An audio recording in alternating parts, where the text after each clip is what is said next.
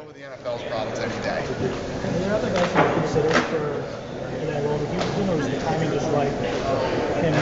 Hughes was the guy we created that position for Hughes. And it makes sense, as you said, once he does finally decide to hang it up, we're going to have something for him. Yeah. Did you talk at all about not wanting to retire? How close was it to say? I've been fighting with that guy for almost 2 years. I wanted him to retire, and he doesn't want to retire. He didn't want to retire right up to his retirement. He wanted another fight. He was asking me for another fight. So if you would have given him a fight, you would have taken it? In a second. If I offered him a fight right now, he can't. Yeah. Danny, you said social media is evolving, and you're very active on that platform, on multiple platforms. Why is that medium so important to you? It's the future. Like I said, I like being able to talk directly to the fans, and it's where information just moves like this. It's amazing. I love Twitter, man. Love it. Brandon, you said that this position is something you had to be and obviously he's coming in. Other fighters who I'm not going to mention yes. fighters that you have to yep. You want to name them? No. There will be more. You know, I've always said, and if you ask Hughes, you know, there's a story with me and Hughes. We were in Miami one time doing. Remember the Sean Shirk fight? We fought Sean Shirk. We were in Miami, and this is before, you know, you're talking about a day and age when Bodog was throwing all kinds of money around, and there was Pride, and there was all these other organizations, and there was a group of guys that I had relationships with, and I had this dream of what this sport and what this company was going to do. And basically, you know, whenever you build something like this, you're selling a dream to other people is what you're doing. And I want to say this, it sounds so bad, but Hughes and I were walking down the beach one night, and you know, we really were walking down the beach, and I was telling him, I'm like, this is the plan, this is what I'm going to do, and this is what this thing is going to turn into. And we talked, I walked him through everything, and he looked at me and he said, I'm in, man, I'm sold. I'm sold, and I'm with you. We either fucking make it or we don't. And he literally, that's the way that guy has been since the day we had that conversation. He was invested in this company, and no matter what happened, there were good times, there were bad times, you know, there were ups and downs. Contract negotiations are always there. You always have people, you know, and if you look at how powerful the Militich camp was at that time, you know, then it started to break apart and fall apart. Different people were going different ways. You know, you had Tim Sylvia's of the world that, you know, the UFC is this, that, and the other thing, and then you had Hughes who stayed with us, and he stayed, you know, we had that conversation that night, and he's been you know, he's been part of this company ever since. Shaquille O'Neal. I'm sorry, no, go ahead. What you ask? A couple years ago, I asked about the role that Shaquille played for you. No, I mean, Shaq has always been great to us since day one. He's awesome, but he's got a pretty good gig going on right now with basketball. So, yeah. But I mean, he's one of those guys that if I had an idea, I'd call Shaq as soon as this is over and say, Shaq, what do you think of this? You want to get involved in, you know, he's one of those kind of guys. I remember you was doing a good cast in the beginning, but he made a little commercial on his dime. Yeah, the first season of The Ultimate Fighter. Yeah. Solid guy. One of the coolest guys ever. Dana, when you talk about social media and this new VP position for Matt Hughes, we've seen in the past athletes, not necessarily UFC athletes, but in other sports, get in trouble by tweeting out things before they think about what they say. How does that play together with this new role? You know, I still think that the tweeting thing, the philosophy is use common sense, you know. And I always, the biggest one is shit that people think is funny. That's the worst one. Because everybody's sense of humor is different, and what some people find funny, others don't. And what some people find funny can be horribly offensive to other people. You know, again, different than the Rhonda thing that we're talking about. Things that people think funny are completely different stories, you know. And when a comedian says something, comedians can get away with anything. You're not comedians. Well, speaking that's the real That's the biggest problem with Twitter, with athletes, our athletes. Right. Well, speaking of things you think are funny or not funny, Manti Te'o, any thoughts on that? I've heard about it. I haven't followed it. Where did that end up?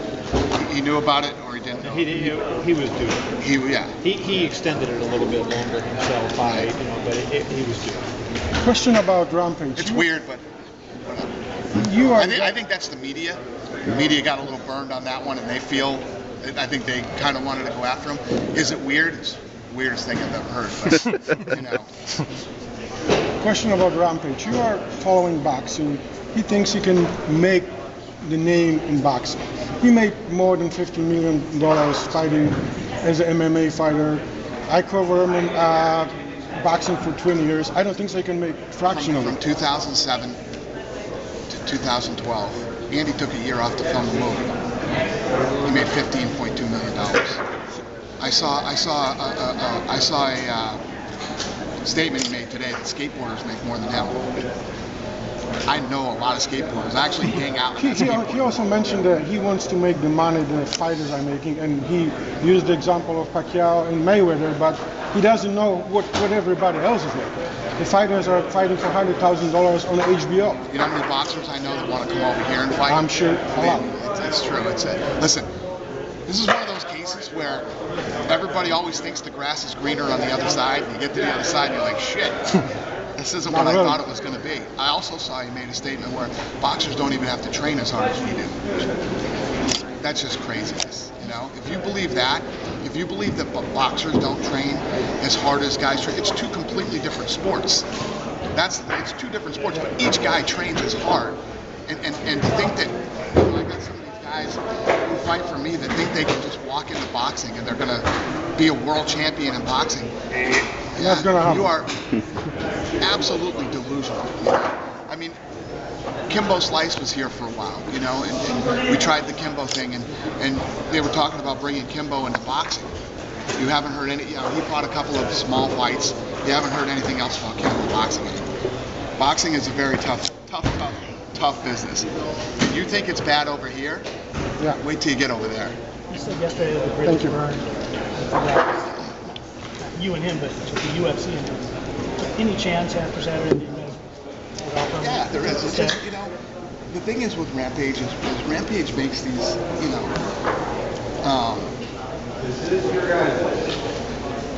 it's like if you're gonna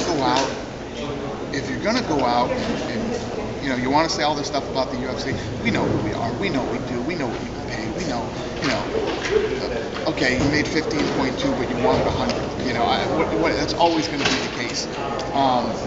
But to come up here today and treat the media the way he did, it's professional suicide. I mean, you want to be sideways with people, come out and I don't know. It's just Rampage has the ability to be a huge star. We've seen it. When he's on and his head's right and he's in the game, there's nobody more entertaining. There's no better press conference to be at. He lights up a press conference. He can do movies. The A-Team might not have done what everybody expected it to do, but let me tell you what, out of all the guys that have left the UFC and gone and acted, nobody's done as good a job as Rampage did. Rampage was awesome in that role. I liked the movie. It was a great movie. The guy has the potential to do anything. It's just, when he gets in these moves, he shoots himself in the foot. You said you paid him $15.2 million. That's over 11 fights, but averages $1.5 million a fight. If you average it out. Right. How many fighters do you have that have averaged $1 million fight? Question. I don't know. But I put out the list of how many guys have made millions of dollars. Plus, put on top of this, how about Rampage made that much money? He won the title. He defended it once. Won the title, defended it once, then lost it. It's not like he went on a George St. Pierre, Anderson Silva type run. So he's done pretty damn well. Almost yesterday, maybe the straw that broke the camel's back.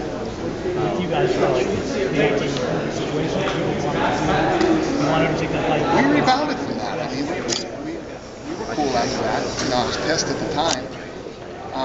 Here you say that you actually liked the movie. It was a good movie. Yeah. It was a good movie. And out of all the guys who've ever tried to act in the UFC, Rampage is actually the guy that actually did it. He's good at it. Dana, you've had a lot of personal monetary success. How do you define other success for you personally? You've had monetary success. How do you define success personally? I think that success is never gauged by monetary. It's never Right.